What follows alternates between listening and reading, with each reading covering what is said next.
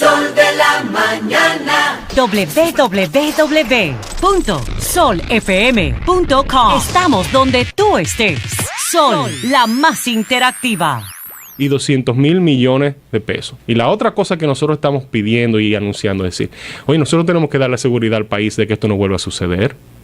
O sea, nosotros no podemos vivir en un país donde de repente, de buenas a primeras, uno se levantó y nosotros tenemos ese nivel de déficit. O sea, nosotros tenemos que dar una respuesta contundente a eso. Óyeme, lo mejor que salió de esa reunión de ayer del CES es que creo que hay una voluntad de hacer todo eso. Hay una voluntad de generar un espacio. Se ha generado un espacio que era de las cosas que le pedíamos en la campaña política, no solo al presidente Medina, sino al candidato Mejía también. Le decíamos, generen los espacios para las conversaciones. Y qué bueno que se ha generado. No, creo que el tiempo va a ser corto. Creo que no va a ser suficiente tiempo. Y por eso nos declaramos sesión permanente, porque la verdad es que al país hay que embarcarlo en otro rumbo. ¿Cómo valoran ustedes, en función de eso que tú planteas, verdad? Tiene que haber un paso para actuar diferente. Sí. El gobierno anuncia que para el año próximo va a hacer una reducción o una corrección del gasto público de 49.559 millones. Y dicen de dónde cada uno, de dónde va a salir. ¿No eso es una muestra concreta y específica? Sí, ¿No sí, el hecho de que el gobierno esté dispuesto a trabajar con el tema del gasto es una muestra de lo que he dicho de apertura. Solo lo que estamos diciendo es que hay una parte importantísima en el lado de ingresos que no ayuda al tema de competitividad, que fue el tema principal y el eje principal del sector privado. Entonces, pero de las medidas que ellos han planteado en algo. Sí, ¿cuáles, por ejemplo? Por ejemplo, el tema número uno del impuesto distorsionante que se le pensionó al gobierno fue la renta mínima presunta, y se queda la renta mínima presunta. El tema de la zona franca, por ejemplo, le pusiste un impuesto a los dividendos de la zona franca. Con el tema de dividendos a los beneficios. Está bien, si hay beneficios, pero, que pagar. oye, te estoy diciendo los argumentos. Yo no te voy a juzgar. Te estoy diciendo los argumentos del sector privado de por qué se le resta competitividad. Porque sea beneficio o no, es un ingreso menos que está teniendo. Al sector turismo, Eso no quita competitividad, Manuel. Está bien, oye. Porque la estabilidad tenemos que pagarla todo. Otro sector, el sector turismo. De repente, cuando tiene que comprar su insumo, ahora en vez de 16 paga 18% de ITEVI, le restaste competitividad. Entonces, ahora, pero le di la facilidad de las TUR ahí para que. Está bien. Lo que te estoy diciendo es que y por eso hablamos de insostenible, que si no se resuelve el tema de la competitividad de los sectores productivos de la República Dominicana, mira, podemos buscar 2.5% del PIB, 4% del PIB, podemos bajar, o sea, es insostenible el modelo. Entonces, ¿qué tenemos que trabajar? Tenemos que trabajar en ver cómo podemos mejorar la calidad del gasto y disminuir lo más posible para que sea balanceado. Entonces, en la manera que hagamos la competitividad es a través de eliminar los impuestos distorsionantes que hay en República Dominicana. Yo te mencioné otro, el que acabo de mencionar, que con el tema de la banca. ¿Objetan todos los impuestos entonces que están planteados ahí? No, nosotros lo que estamos diciendo es que vamos a trabajar el tema del gasto. Cuando estemos en el tema del gasto y lo tengamos organizado, sentémonos a ver cómo nosotros, no los impuestos, cómo podemos modificar el sistema impositivo. Eso no quiere decir agregar más impuestos. Eso puede hablar hasta de reducción de impuestos. Entonces, ¿no estás de acuerdo con que el que ande en un vehículo lujoso pague una placa distinta al que anda en un vehículo que no sea de lujo? Sí, eso es posible. Eso pudiera ser una de las... O sea, nadie se va a oponer a cosas que son totalmente ilógicas. O sea, el tú cobrar los mismos impuestos a un vehículo que a un motor sale de lógica. Pero el punto no es ese. El punto es que nosotros podemos hacer todo eso. Podemos cobrarle más impuestos a los Mercedes-Benz, a los BM. Eso no es lo que va a resolver. Ese no es lo que va a resolver el problema de la República Dominicana. Ayuda. No. Lo que hace es crear incertidumbre. Lo que hace es mandar un mensaje de lo que se está buscando es recaudar dinero por las partes que sean más políticamente viables, y esa es una de ellas, en vez de enfocarnos en el tema de la competitividad, que es coger y decir, mira, todo el que produce un servicio o algo en este país es sagrado.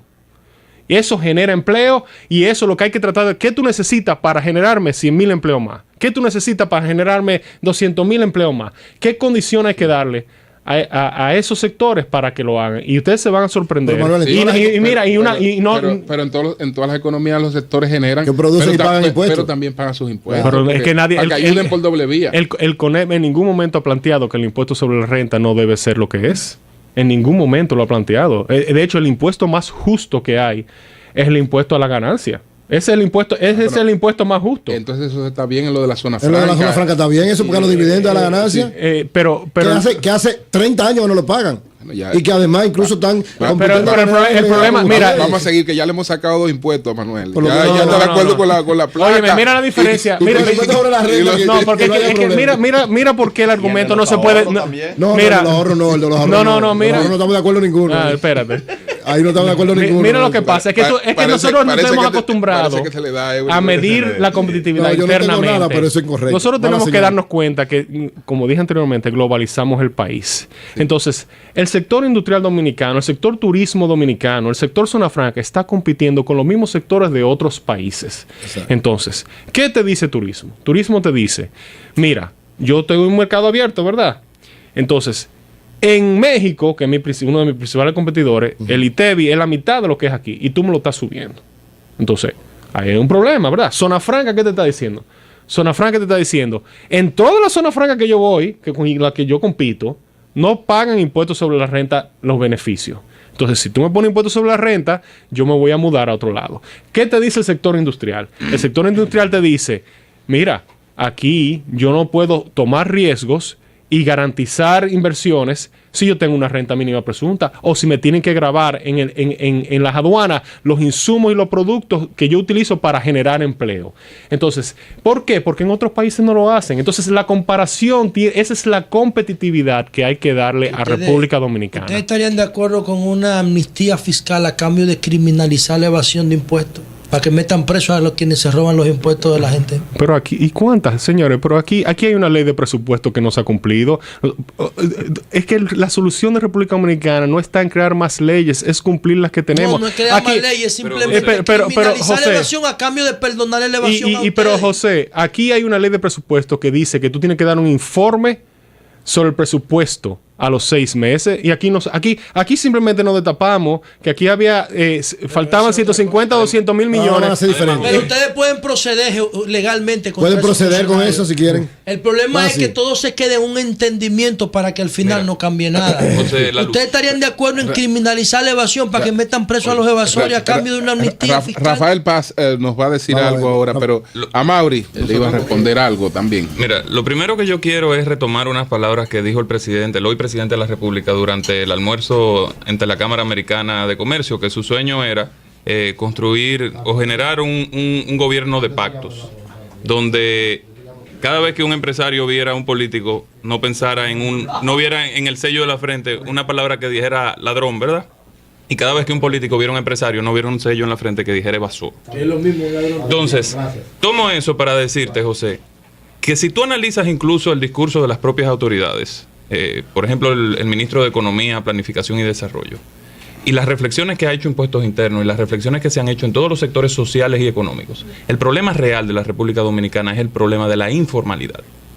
Que tenemos un sistema tributario y un sistema, digamos, de organización de los negocios que manda a la gente al sector informal. Y tú tienes muchísima gente, más del 50% de la economía en República Dominicana, que no tributa, que no participa en actividades económicas formales, que no tiene protección de seguridad social, que no está regida por el Código de Trabajo.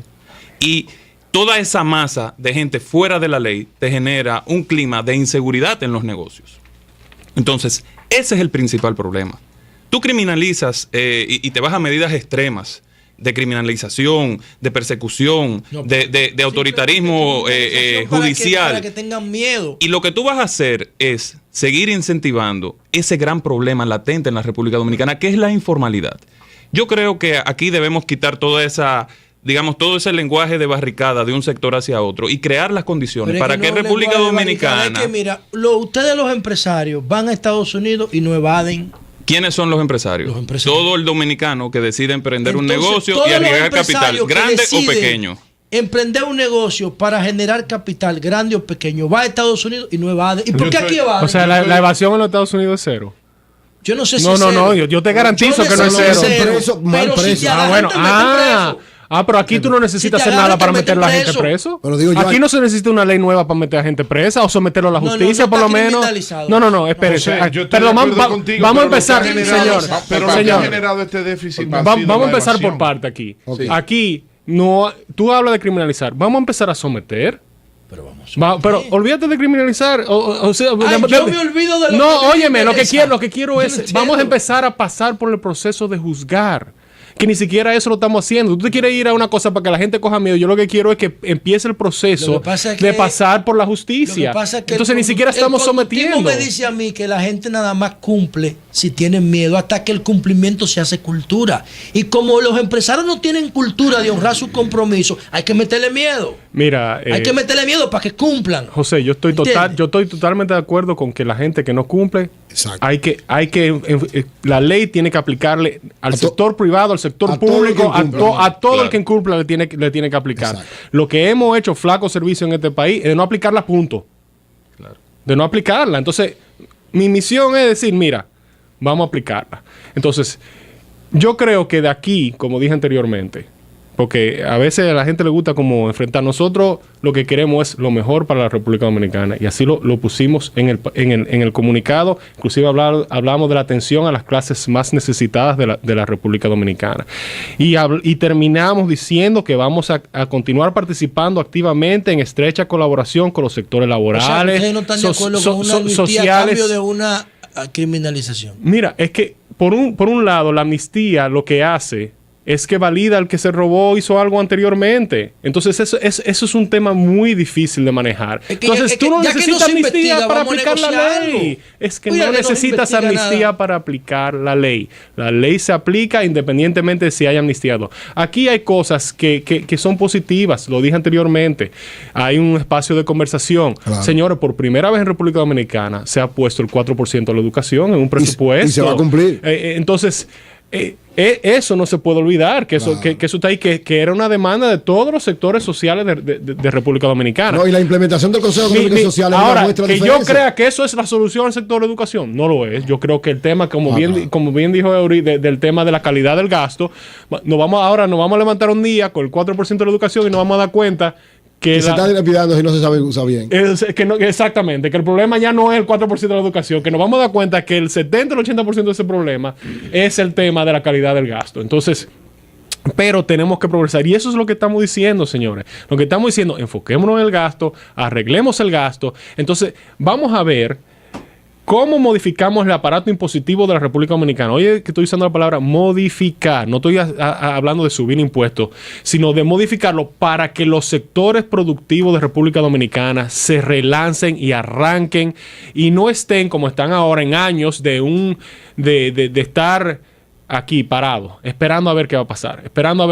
Si ustedes ven los indicadores de los sectores productivos de la República, no son muy buenos. Entonces, ¿qué es lo que ha mejorado aquí el área? ¿Qué es lo que ha crecido? El sector gobierno, los servicios, y así, con un déficit de cuenta corriente como el que estamos manejando, es imposible. La deuda, lo que se paga en la deuda de República Dominicana en el presupuesto es mucho más alta proporcionalmente, porcentualmente, que la de España, que la de Italia, que la de Irlanda, todos esos países que oímos que tienen problemas.